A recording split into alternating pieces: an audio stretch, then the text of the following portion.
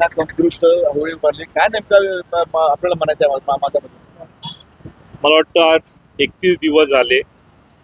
31 दिवसापूर्वी महाराष्ट्र राज्याचे संवेदनशील उपमुख्यमंत्री स्वर्गीय अजितदादा पवार यांच्या निधनानंतर ज्या अपघातामध्ये त्याचं निधन झालं ती विमान कंपनी होती VSR आणि आहे अजून.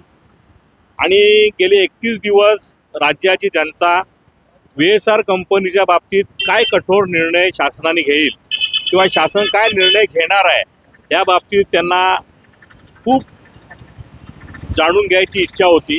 अजूनही महायुतीच्या सरकारमध्ये VSR कंपनीचं बाबतीत कुठलाही कठोर निर्णय झाला नसल्याने आज ठाणेकरांच्या वतीने सर्वप्रथम स्वर्गीय अजितदादा पवार यांना भावपूर्ण श्रद्धांजली अर्पण करून आमचा मनातला राग, या ठाणेकरांच्या मनातला राग आम्ही आज VSR कंपनीचा पूर्ण त्यांच्या कंपनीचे हे विमानाचं चित्र आणि त्यांच्या विरोधात असलेल्या आमच्या मागण्या निषेधाच्या या सगळ्यांना इथे एकत्र आणून आम्ही त्या कंपनीच्या नावासकट आज होलिकोत्सव करणार आहे.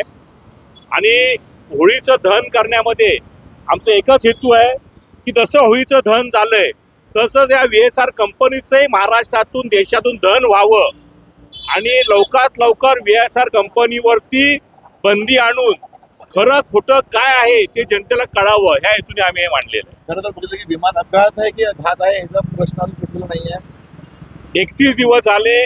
हा प्रश्न तसा तुम्हाला आहे तसा प्रत्येक महाराष्ट्र 12.5 कोटी जनतेला आहे. आणि एक चांगला उमदा नेतृत्व ज्या नेतृत्वाने आज महाराष्ट्रामध्ये रेकॉर्ड ब्रेक अर्थसंकल्प मांडलेला आहे त्याच्या नावापुढे आहे अशा व्यक्तीला आपण गमावलंय. जर त्यांची हत्या झाली असेल तर तेही समोर आणावं, त्यांचा अपघात झाला असेल तेही समोर आणावं. याच्यामधून स्पष्ट होईल की आपल्या अजितदादांच्या बाबतीत नक्की घडलं काय. नेमकं